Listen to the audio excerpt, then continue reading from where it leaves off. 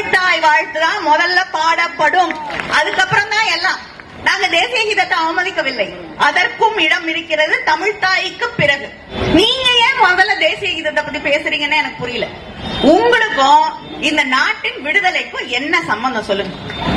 தமிழ்நாட்டிலிருந்து எத்தனையோ பேர் இந்த நாட்டின் விடுதலைக்காக போராடி, எங்கள் தந்தை பெரியார் உட்பட போராடி இந்த நாட்டிற்காக சுதந்திரத்தை பெற்று தந்திருக்கிறார்கள்.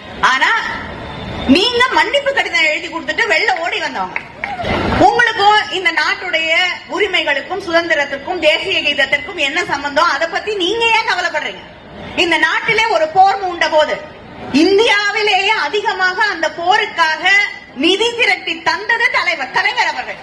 நீங்க எங்க இருந்தீங்க? அதனால இந்த நாட்டை காப்பாற்றுவது, இந்த தேசத்தை காப்பாற்றுவது, இந்த நாட்டின் தேசிய கீதத்தை காப்பாற்றுவதற்கு உங்களை விட எங்களுடைய முதல்